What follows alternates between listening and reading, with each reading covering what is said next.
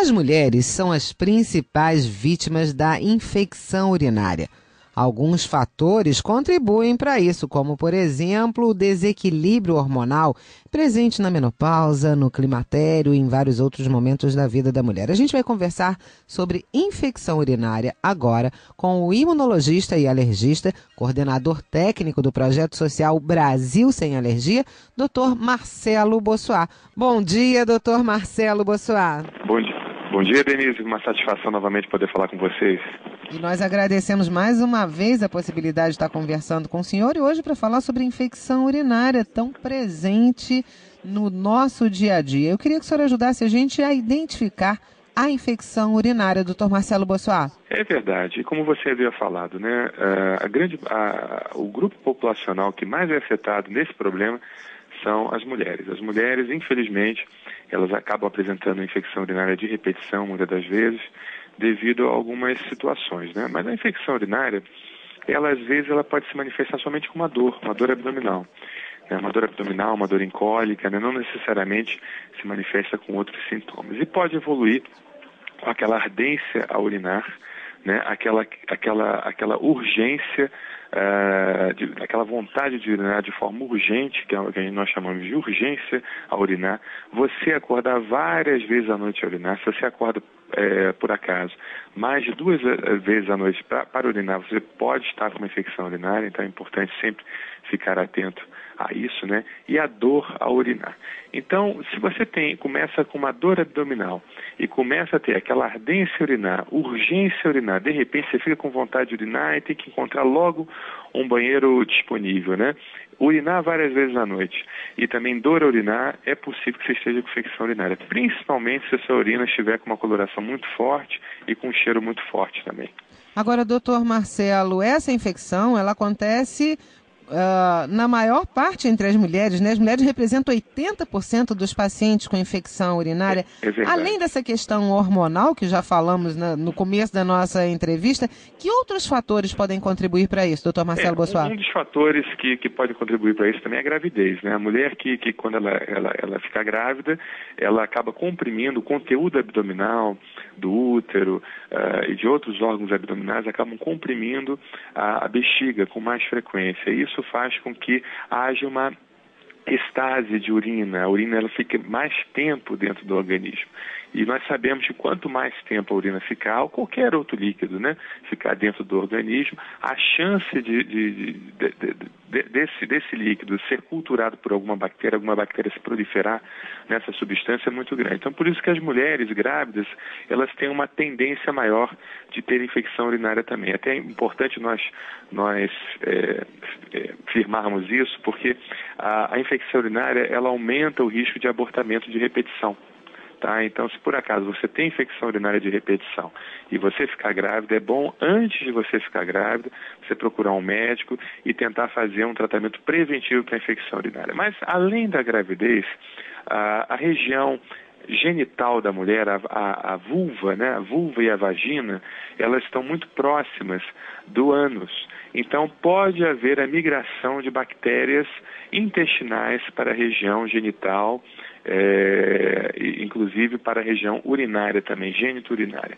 E isso faz com que a mulher tenha mais quadros de infecção urinária também. Por isso que uma criança, uma neném do sexo feminino, ela tem muito mais infecção urinária do que um menino.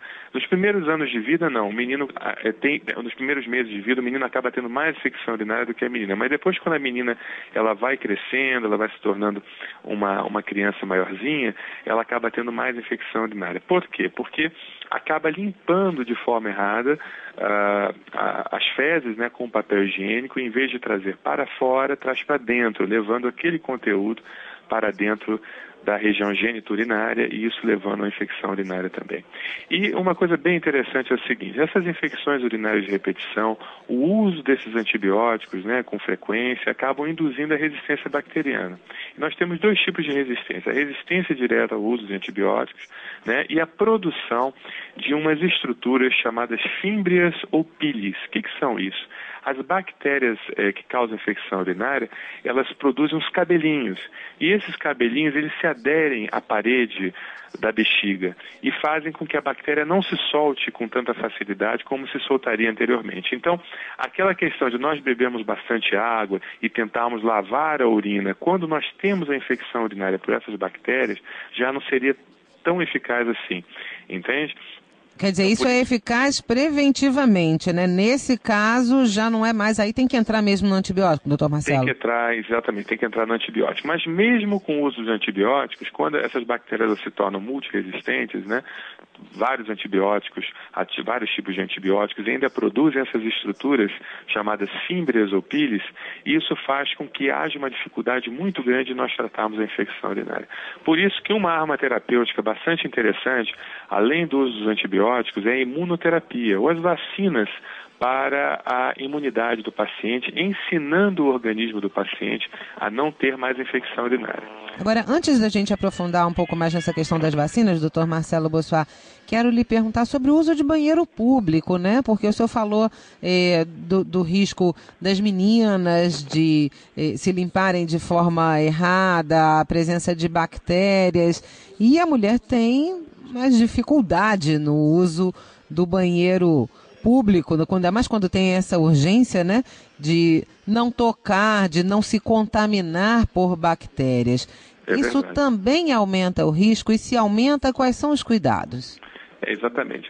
Infelizmente, fica difícil, né? Mas principalmente a mulher, que ela tem que sentar para poder urinar, né? Mas ela tentar ao máximo não encostar o seu corpo nessas estruturas de banheiros públicos, né? Porque realmente os banheiros públicos são muito contaminados, e não só infecção urinária, as pessoas podem inclusive pegar outros tipos de doenças também, né?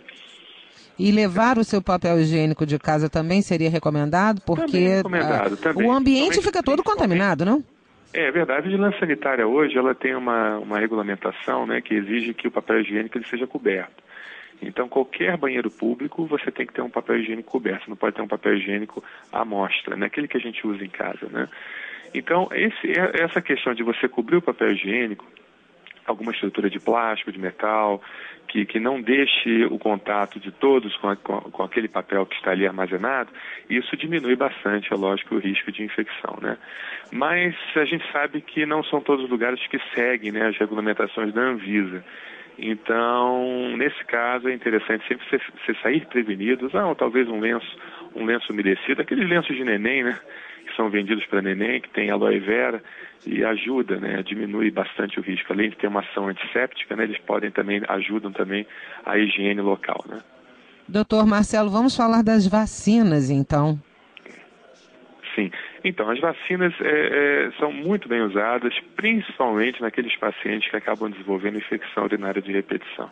Mas junto das vacinas, algumas medidas são bastante importantes, né? Beber bastante água, como eu havia falado, para lavar a sua bexiga e não deixar acúmulos de bactérias ali. Só o ato mecânico da lavagem da bexiga com água, né, da gente beber água e sair mais urina, a urina ficar mais fluida e você urinar com mais frequência, lavando a sua bexiga, já diminui bastante o risco de infecção urinária, né?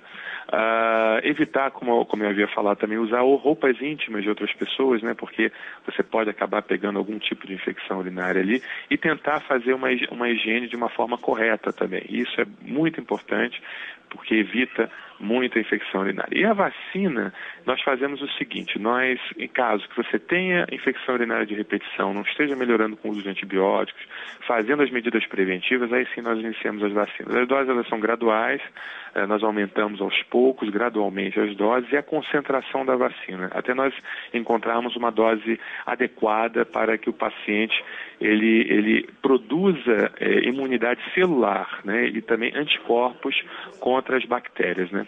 Principalmente aquelas bactérias que mais causam infecção urinária, que é a Neisseria gonorreia, que é uma bactéria também que pode causar gonorreia, o Proteus mirabilis, que é uma bactéria intestinal também que pode causar infecção urinária, e a campeã de infecção urinária, que é a Escherichia coli.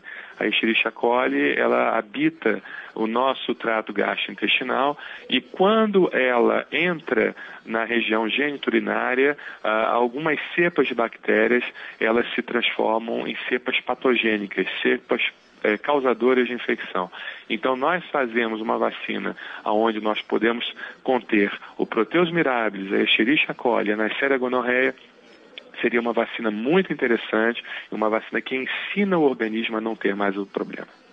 Dr. Marcelo Bossuat, quero agradecer muitíssimo a sua participação e os esclarecimentos aqui. Dr. Marcelo Bossuat é imunologista, é alergista e é o coordenador técnico do Projeto Social Brasil Sem Alergia. Muito obrigada, um ótimo dia. Eu que agradeço e estaremos sempre à disposição da Rádio MEC quando vocês precisarem. Muito obrigado.